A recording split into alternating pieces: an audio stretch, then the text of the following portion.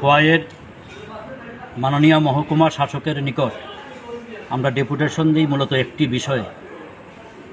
সম্প্রতি একটি বিষয় আমাদের নজরে আসে।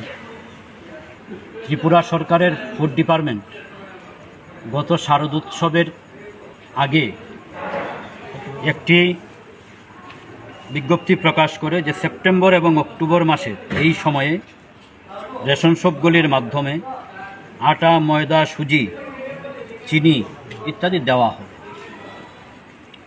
আমরা লক্ষ্য করলাম আমাদের খোয়াই মহকুমায় সেখানে আটা দপ্তর বলছে যে দপ্তর থেকে দেওয়া হয়েছে, কিন্তু খোয়াই মহকুমার কোনো রেশন শপে সেখানে আটা পাওয়া যায়।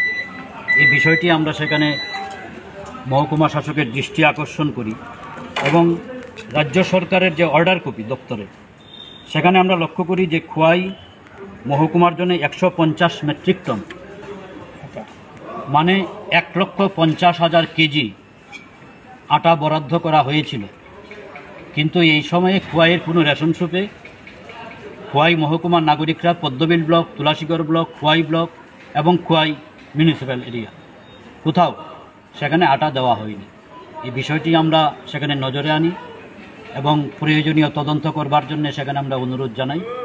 উনিও আমাদেরকে আশ্বস্ত করেছেন গোটা বিষয়টি তিনি খুব শীঘ্রই দেখবেন।